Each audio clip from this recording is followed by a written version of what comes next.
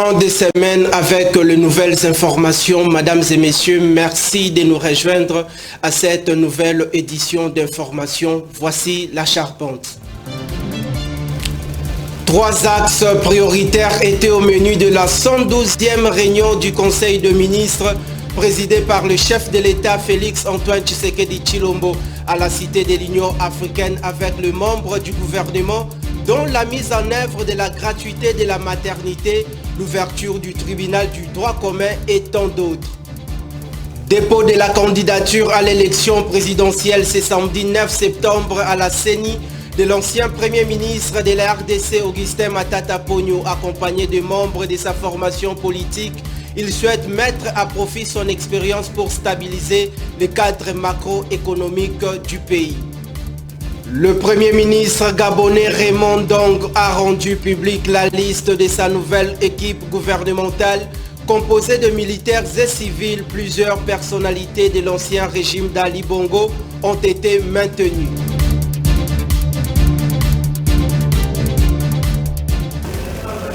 Excellent week-end et merci d'être branchés. Démarrons par cette nouvelle. Le chef de l'État Félix Antoine Tshisekedi Tshilombo a présidé la traditionnelle réunion du Conseil de ministres le vendredi 8 septembre dernier à la Cité de l'Union africaine avec le membre de l'équipe gouvernementale. Sa communication a essentiellement porté sur 3 axes prioritaires dont l'accompagnement de la mise en œuvre de la gratuité de la maternité, l'ouverture du tribunal du droit commun et bien d'autres. Voici le compte rendu de Patrick Mouyaya, porte-parole du gouvernement. La communication du président de la République a porté principalement sur 3 points. 1. De l'état d'avancement de projet des zones économiques spéciales en République démocratique du Congo. Quelques jours après sa visite à la zone économique spéciale de Maluku, où il avait procédé au lancement de la production de carrelage et des faïences de la société Saphir Céramique DRC, faisant office de première production à voir le jour dans cette zone industrielle, le président de la République a pu s'enquérir du processus global d'opérationnalisation de cette zone économique spéciale et des défis qui restent à relever, notamment la finalisation du processus d'octroi d'un tarif préférentiel de l'énergie électrique afin de garantir la compétitivité de toutes les entreprises situées dans cette zone. Le deuxième point de la communication du président de la République a porté sur l'accompagnement du gouvernement à la mise en œuvre de la gratuité de la maternité et des soins du nouveau-né. Après avoir procédé au lancement du programme de la gratuité de la maternité et de soins du nouveau-né, le 5 septembre 2023, le président de la République a rappelé que ces programmes s'intègrent dans le cadre de la mise en œuvre de la couverture santé universelle dans notre pays. Une réforme inédite à travers laquelle le gouvernement matérialise progressivement sa vision d'améliorer sensiblement l'accès aux soins de santé de base de nos populations sur l'ensemble du territoire national et plus particulièrement aux couches sociales les plus défavorisées. Il a souligné que ces démarrages effectifs des activités relatives à la gratuité de la maternité et des soins du nouveau-né permettra de garantir des soins et des services de santé de qualité à toutes les femmes enceintes lors des différentes phases de consultation prénatale, ainsi qu'à celles qui ont accouché et aux nouveau-nés pendant leurs premiers mois de vie. Le dernier point de la communication du président de la République a porté sur l'ouverture prochaine au Tribunal international du droit de la mer de la phase des exposés oraux en l'affaire relative à la demande d'avis consultatif soumise par la Commission de petits États insulaires sur le changement climatique et le droit international. À ce sujet, le président de la République a rappelé que cette initiative décidée par la Commission de petits États insulaires sur le changement climatique et le droit international au cours de sa 3e réunion tenue le 26 août 2022 tend à déterminer les obligations particulières des États partis à la Convention des Nations Unies sur le droit de la mer, dans le cadre notamment de la prévention, la réduction et la maîtrise de la pollution du milieu marin eu égard aux effets nuisibles que peut avoir le changement climatique, notamment sous l'action du réchauffement climatique et l'élévation du niveau de la mer et de l'acidification des océans qui sont causées par les émissions anthropiques de gaz à effet de serre dans l'atmosphère. Au chapitre du point d'information, le vice-premier ministre en charge de l'Intérieur, Peter Kazadi, a fait le point sur le rapport de la mission interministérielle dans la ville de Goma qui a conduit au rappel du gouverneur militaire de la province du Nord Kivu à Kinshasa et les mesures qui ont été prises pour remettre de l'ordre après les carnages. Suivez. Au deuxième chapitre du Conseil de ministres de ce jour relatif au point d'information, le vice-premier ministre, ministre de l'Intérieur, Sécurité et Affaires coutumières, a présenté au Conseil le rapport sur l'état de l'administration du territoire national qui reste dominé par les opérations en cours dans l'Est de la RDC. Au cours de la semaine qui s'est achevée, l'état d'esprit de la population a été marqué par la satisfaction de l'opinion nationale et particulièrement de la population de la province du Nord Kivu concernant l'ouverture du procès en flagrance sur les événements du 30 août de 2023. Le souhait exprimé par la population de voir le gouvernement continuer sa lutte acharnée contre les actes de banditisme et de criminalité dans les villes et agglomérations urbaines à travers le pays. Le vice-premier ministre, ministre de l'Intérieur, a fait le rapport au Conseil des ministres de la mission interministérielle qu'il a conduite sur instruction du président de la République à Goma à la suite des événements malheureux y intervenus ayant causé la mort d'une plus de cinquantaine de compatriotes. Il a rappelé les mesures qui ont été prises à l'issue de cette mission qui portait notamment du rappel à Kinshasa du gouverneur militaire, de la prise en charge des obsèques par les victimes, par le gouvernement plutôt, mais aussi de l'organisation et de la prise en charge des obsèques. Invité à prendre part à cette importante réunion du Conseil de ministres, la gouverneure de la Banque centrale du Congo, Kabedi Malangumboui, est revenue sur les comportements de biens et services de la RDC, tant qu'au niveau national qu'international, ainsi que l'évolution de la conjoncture économique en République démocratique du Congo. Voici ces comptes rendus de Patrick Mouyaya, porte-parole du gouvernement. Intervenant en tant qu'invité au Conseil de ministres de ce jour, la gouverneure de la Banque centrale du Congo a fait le point de la conjoncture économique. Au niveau international, les prix de produits d'exportation de la République démocratique du Congo sont restés favorables. En effet, le prix du cuivre a enregistré une baisse mensuelle de 0,82%, s'établissant à 8405,10 $ américains la tonne à fin août 2023. Par contre, le prix du cobalt a augmenté 1,13%, se situant à 32 979,10 $ américains la tonne d'un mois à l'autre. Dans ces contextes, elle a souligné que le taux d'inflation devrait connaître un ralentissement, passant de 8,8% en 2008 à 6,8% en 2023, relevant de la poursuite du durcissement des dispositifs des politiques monétaires de grandes banques centrales à travers le monde. Les effets de ces politiques devraient davantage ralentir le taux d'inflation en 2024 et en 2025 par rapport aux réalisations précédentes. Au niveau national, la tendance de l'inflation s'est inscrite à la baisse. En effet, le taux d'inflation hebdomadaire est passé de 0,19% à 0,18% au 1er septembre. L'inflation mensuelle est passé de 5,75% en juillet à 0,86% à fin août 2023, reflétant principalement la bonne coordination des actions au niveau des politiques économiques.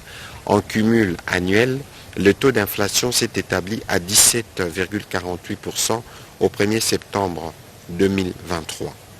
Le cours de change indicatif et parallèle se sont établis respectivement à 2508,30 francs congolais et 2481,50 francs congolais pour $1 américain au 1er septembre 2023, soit des taux de dépréciation hebdomadaire de la monnaie nationale de 1,7% et d'appréciation monétaire de 1,2% respectivement. Prenons le processus électoral en République démocratique du Congo. L'ancien Premier ministre de la RDC et actuel président de la formation politique, leadership et gouvernance pour le développement LGD en sigle, Augustin Matata Pogno a déposé ce samedi 9 septembre à la CENI sa candidature à l'élection présidentielle prévue le 20 décembre de cette année en cours. Sachez que le vice-premier ministre en charge de l'économie nationale, Vital Kamerhe, était arrivé dans la ville de Bukavu en province du Sud Kivu dans la soirée du jeudi 7 septembre dernier dans ces coins de la République. Il a atterri par l'aéroport de Kavumu en provenance de la capitale dans le cadre d'une mission officielle de quelques jours. Regardez. C'est depuis le jeudi 7 septembre dernier que le vice-premier ministre de l'économie nationale, Vital Kamerhe, séjourne à Bukavu, dans la province du Sud Kivu, pour une mission officielle de quelques jours. Il est arrivé à l'aéroport de Kavumu, situé à 30 km du centre-ville de Bukavu. Le patron de l'économie nationale a été accueilli chaleureusement par le gouverneur du Sud Kivu, Théodore Ngwabidje-Kassi, y compris de membres du gouvernement provincial, ainsi qu'une foule de membres de son parti politique Union pour la Nation congolaise, UNC en sigle. Notons que le patron de l'économie nationale va procéder durant son séjour au lancement de travaux de construction du marché de Ntsimpunda dans la commune de Kadutu à Bukavu et à l'inauguration de l'église de la paroisse Sainte Bernadette dans le territoire de Walungu, dont il a participé à l'appui financier pour sa réhabilitation. Durant son séjour, Vital Kamerhe va effectuer une visite sur terrain pour voir l'évolution de travaux de réhabilitation de la route nationale numéro 2 et les travaux de construction du stade Mafundwe à Walungu. Par ailleurs, le VPM de l'économie nationale a profité de cette occasion pour dénoncer le détournement de fonds envoyés par le gouvernement pour réparer les tronçons lycée Wima Istem lors de son premier passage à Bukavu.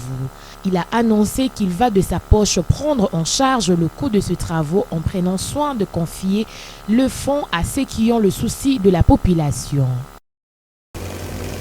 Poursuivons par un autre registre. On parle de la convocation des travaux de la commission paritaire de l'intersyndicale de l'administration publique de l'État avec le vice-premier ministre en charge de la fonction publique Jean-Pierre Liaou dans son cabinet de travail. Objectif: instaurer la cohésion et la paix sociale entre les fonctionnaires de l'administration publique. Suivez.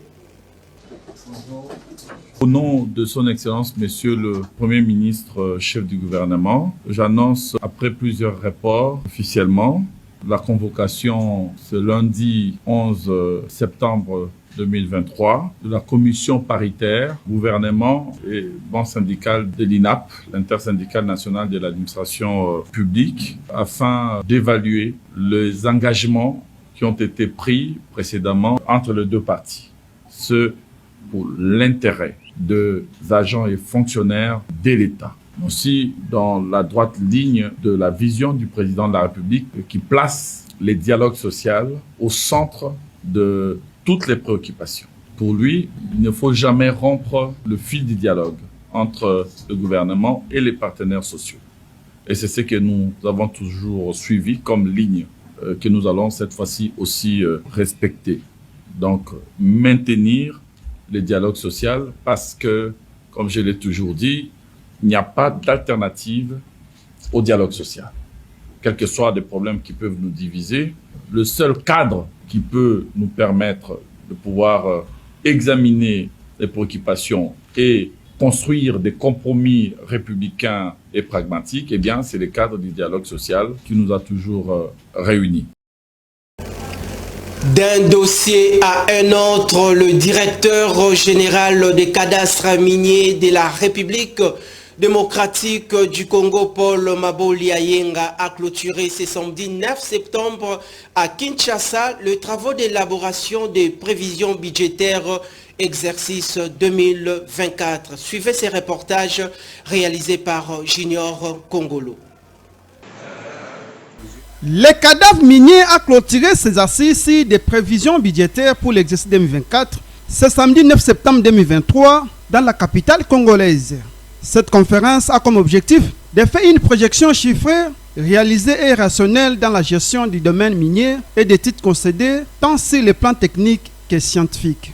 Devant déboucher sur des perspectives ambitieuses dans l'amélioration continue de la bonne gouvernance du cadastre minier. Les discussions dans les différentes commissions ont porté sur les différents aspects en vue d'accompagner la vision du président de la République, Félix Antoine Tshisekedi Tshilombo. Un motif de satisfaction pour le directeur général du cadastre des miniers, Paul Maboli Ayema, pour le déroulement des travaux ainsi qu'aux conclusions obtenues. Prévoir l'avenir. Donc je vous remercie et vous félicite tous pour l'ardeur que vous avez montré, la célérité avec laquelle vous avez travaillé. Et évidemment, on ne peut pas tout résoudre, mais une conférence budgétaire, c'est sur une année. Au-delà de cette année, il faudrait qu'on puisse regarder aussi sur 5 ans, 10 ans, faire des petites programmations ici, pour qu'on puisse voir en termes d'équipement, de renouvellement et tout ça, ça doit se baser sur plusieurs années. Et alors on a une meilleure programmation. Encore une fois, félicitations à vous tous.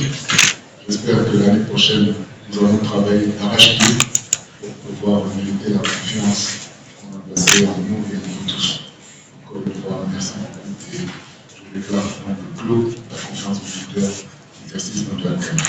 Il faut noter que les cadavres miniers s'engagent à mettre en œuvre les recommandations et les décisions issues de cette conférence budgétaire afin de remplir au mieux sa mission et de contribuer activement à la croissance économique de la République démocratique du Congo. Parlons maintenant de l'inauguration officielle du centre sportif de judo de la police nationale congolaise. La cérémonie relative à cette grande activité a eu lieu ce samedi 9 septembre à Kinshasa, dans l'enceinte du commissariat général de la police.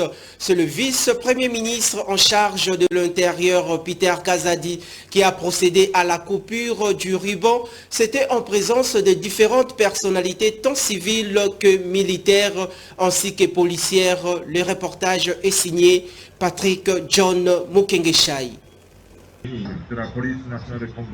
Ce centre sportif de judo est le fruit de la coopération entre le Japon et la police nationale congolaise. Celui-ci servira à améliorer l'accès aux services sociaux de base et renforcer le capital humain. C'est aussi dans le cadre de promouvoir le sport, l'encadrement et le développement sain de la jeunesse et contribuer à la consolidation de la paix en République démocratique du Congo en favorisant la police de proximité. Une parfaite satisfaction pour le géniteur de cette œuvre, le général Alain David Ndila, qui s'est dit heureux de voir le fruit de longs combats abattus. Le projet a prévu sa gestion et son entretien. Il y a 2 comités qui seront mis en place par le commissaire général. Ça, c'est le premier niveau de gestion.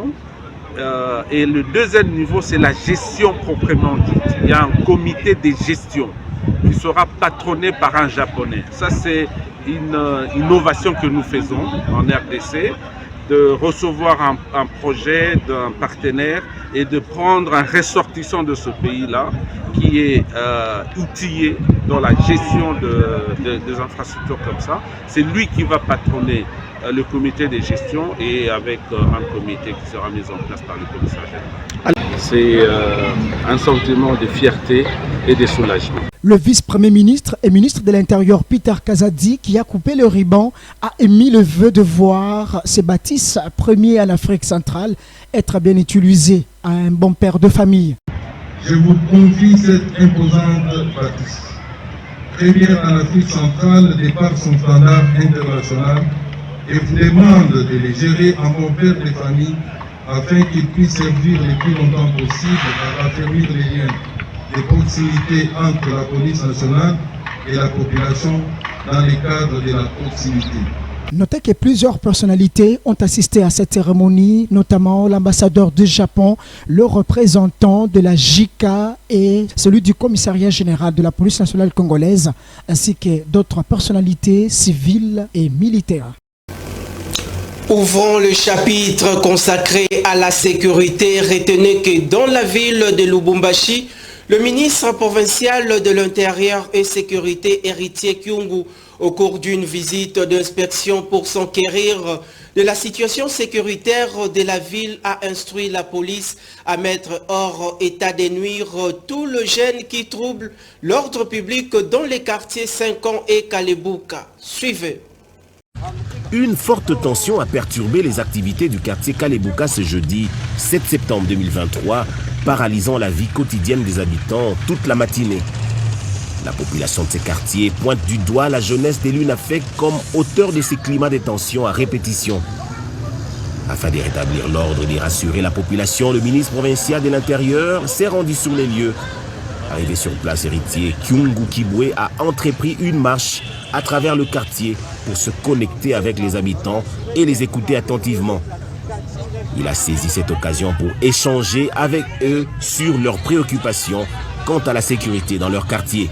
Aujourd'hui, le matin, on était surpris parce qu'on avait quitté de l'autre côté pour que nous puissions faire ici, pour que nous puissions venir faire ici certaines activités. Mais à notre grande surprise, on a vu des gens, on ne sait pas qui sont-ils, parce qu'ils ne s'étaient même pas reconnus par l'État. Ils sont venus, ils ont commencé à arracher les histoires des gens, détruire les étalages de nos mamans. Ici, bon, on ne sait pas jusque-là. Mais la seule solution et la seule personne sur qui nous pouvons compter, c'est uniquement sur vous, chef. Donc votre présence ici nous donne vraiment de l'assurance qu'il y aura la paix après votre départ. Le ministre provincial de l'Intérieur a tenu à rassurer les habitants en leur assurant que leur sécurité était une priorité pour le gouvernement provincial du Haut-Katanga et du gouverneur Jacques Kabula Katwe. Pour en avoir le cœur net, le ministre provincial de l'Intérieur a aussitôt après réuni dans son cabinet de travail tous les responsables des brigades de la JUNAFEC régulièrement pointés du doigt par la population comme instigateur de ces désordres à répétition. Il s'est de préciser que cette visite du ministre provincial de l'Intérieur et Sécurité, Héritier Kyungu Kibwe, à Kalebuka et à 5 ans, a permis de renforcer le lien entre les autorités locales et la population, démontrant ainsi l'engagement du gouvernement à prendre en compte les préoccupations de la communauté et à agir de manière proactive aux problèmes de sécurité.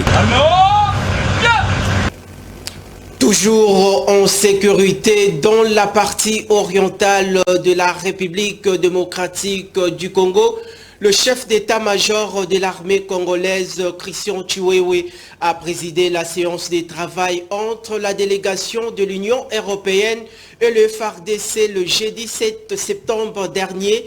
Les équipes individuelles et collectives de la 31e brigade de réaction et l'appui pour les infrastructures au camp Luama à Kindu étaient au chevet de ces échanges. Les détails dans ces reportages de la cellule de communication de nos confrères de la presse militaire. Tôt le matin de ce 7 septembre 2023, le chef d'état-major général adjoint de forces armées de la République démocratique du Congo, en charge des opérations et renseignements, le général-major Jacques Nduru Ichalgonza, en mission d'inspection et de commandement, palpe du doigt les différentes positions des forces armées de la RDC sur l'axe Kibumba.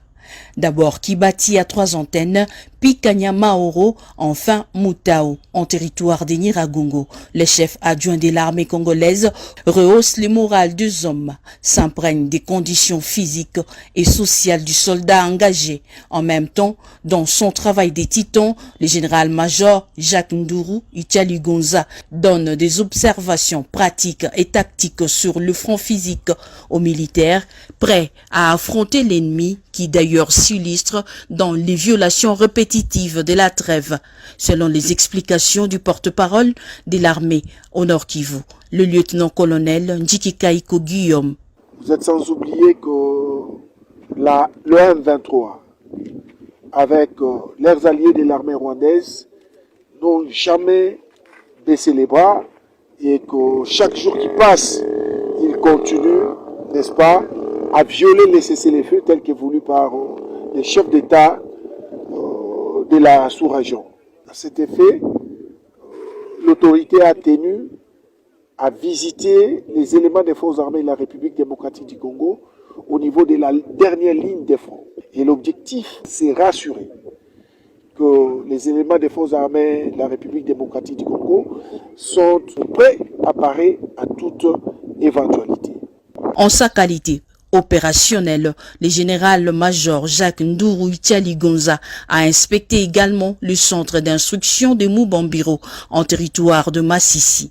Téné, cette autorité militaire a insisté sur la discipline mais aussi le respect des instructions de la hiérarchie sur différentes lignes de front.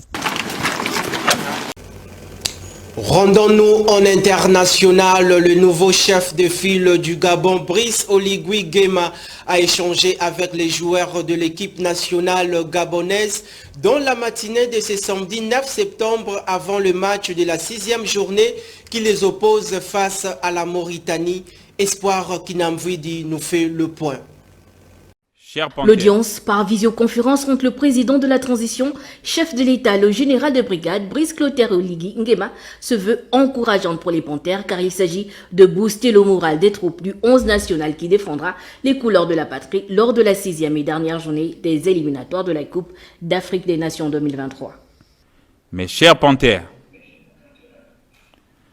nous sommes dans une nouvelle ère. Notre pays, notre beau pays, le Gabon, notre chère patrie, le Gabon, est en joie, une joie immense. Je vous demande également de vous surpasser, de donner le meilleur de vous-même, comme l'ont fait les militaires le 30 août 2023, afin de redonner la dignité au peuple gabonais. De votre côté, donnez le meilleur de vous-même. Et comme on le dit dans notre jargon, mouillez le maillot. Nous sommes avec vous. Et je vous fais entièrement confiance. Le peuple gabonais, dans toutes ses composantes, attend de vous cette victoire. Cette victoire qui va nous conduire à la qualification pour la prochaine Coupe d'Afrique des Nations en Côte d'Ivoire. Chers Panthères, c'est enfin notre essor vers la félicité, honneur et fidélité à la patrie. Ce match de qualification qui se jouera ce 9 septembre à Nouakchott à 17h heure du Gabon est une rencontre cruciale avec en jeu l'honneur du vert jaune et bleu. La Mauritanie et le Gabon avec 7 points chacun et notre pays qui a un goal average inférieur à celui de l'équipe adverse se doit impérativement de remporter cette victoire afin de se qualifier pour la prochaine CAN en Côte d'Ivoire. Et par ailleurs, le Premier ministre, chef du gouvernement gabonais, Raymond Dong, a rendu public la liste de la nouvelle équipe gouvernementale composée essentiellement de militaires et civils. Voici cet extrait choisi par Espoir Kinamvidi. Communiqué numéro 007. Composition du comité pour la transition et la restauration des institutions. CTRI. Président, général de brigade Brice Clotaire Oligui Nguema. Conseillers spéciaux, commandant en chef de la gendarmerie nationale, conseiller spécial du président de la transition, chef de l'État, général de division Yves Baraswaga. Chef d'état-major général des forces armées gabonaises, conseiller spécial du président de la transition, chef de l'État, général de division aérienne, Jean-Martin Ossima Ndon, commandant en chef de la police nationale, conseiller spécial du président de la transition, chef de l'État, général de division Serge Hervé Ngoma, commandant en chef de la sécurité pénitentiaire, conseiller spécial du président de la transition, chef de l'État, général de division Jean-Germain Effayon Onong, conseiller spécial du président de la transition, chef de l'État, chargé de la garde républicaine, général de brigade Daouda Mugiama, directeur général du service de santé militaire, conseiller spécial du président de la transition, chef de l'État, médecin général Jean-Marcel Mandji Lawson.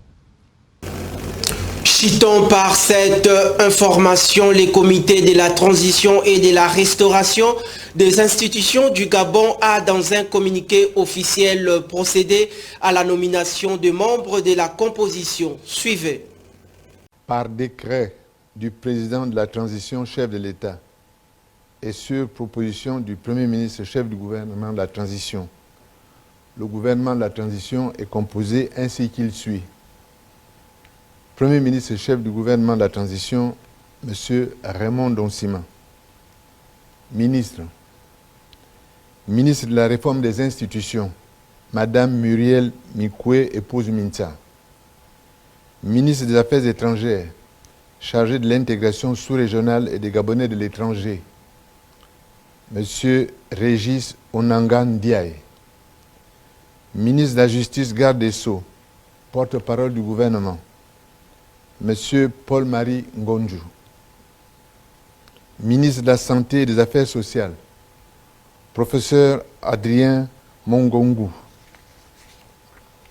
Ministre de l'Éducation nationale, chargé de la formation civique, Madame Camélie Antoutoum Leclerc. Ministre de l'Enseignement supérieur, de la Recherche scientifique et de l'Innovation technologique, Professeur Hervé Ndoum Essingon. Ministre du Travail et de la lutte contre le chômage, Madame Solange Ndiaye. Ministre de la fonction publique et du renforcement des capacités, Monsieur Raphaël Ngazouzé. Ministre des Travaux publics, Monsieur Flavien Nzengi Nzundu. Ministre de l'Habitat, de l'Urbanisme et du Cadastre, Monsieur Ludovic Meunier. Ministre de la Culture, de la Jeunesse, des Sports et des Arts, Monsieur André Jacques Ougan. Quittons le Gabon pour parler cette fois-ci du Maroc. Le tremblement de terre s'est produit dans la nuit du vendredi au 9 septembre dans la région de Marrakech. De nombreux dégâts ont été recensés dans le sud, notamment 632 morts, 329 blessés et les bâtiments se sont effondrés. Voici ces commentaires de Jovine Binga. Un tremblement de terre. Ça, j'ai jamais vu ça. Là, on est dans le sud du Maroc et même à Casablanca. Peu après 23 heures, la ville touristique de Marrakech, située au centre du Maroc, s'est réveillée ce samedi sous les chocs. Touchés par la secousse, de vieilles bâtisses se sont affaissées, des ruelles bloquées par les décombres. Les gens courent et les bâtiments se sont effondrés. Beaucoup d'habitants ont passé la nuit à dormir à même les sols, craignant l'effondrement de leurs habitations. À la base, un puissant séisme de magnitude 7 environ, dont l'épicentre était situé dans la province d'Al Haouz, à 70 km au sud-ouest de Marrakech. Ces catastrophes ont sémé la panique parmi la population dans de nombreuses villes du sol marocain, faisant au moins 632 morts, 329 blessés et détruisant des bâtiments. Par ailleurs, la secousse a été ressentie à Rabat, Casablanca, Agadir et à Saouira. Les autorités du pays extrêmement touchées par le perte en vie ont adressé ses condoléances aux proches des victimes du tremblement de terre. Du point de vue géographique, le Maroc n'est pas épargné par le risque sismique. Les sols marocains est lié à la collision en mer Méditerranée entre la plaque africaine et la plaque eurésiatique au nord. Signalons que le 24 février 2004, un séisme avait secoué la province d'Al-Hoceïma, située à 400 km au nord-est de Rabat, faisant 6 à 28 morts.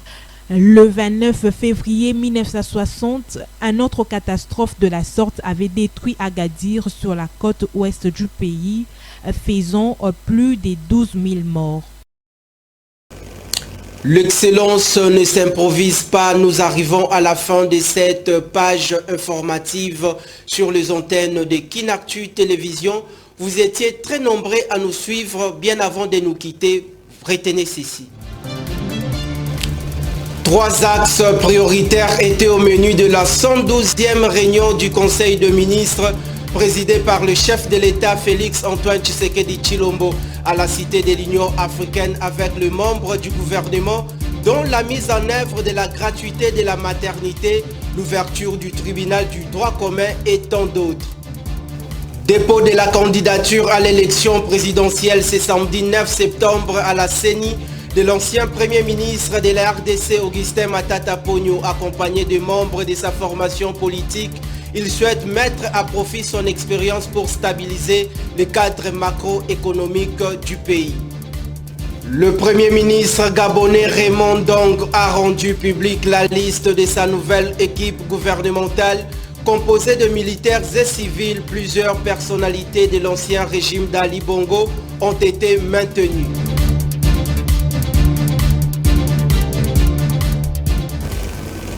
Kinactu Télévision reste à l'écoute de l'actualité en République démocratique du Congo à temps réel et 24 heures sur 24. D'ici là, portez-vous bien et bonne suite de programme.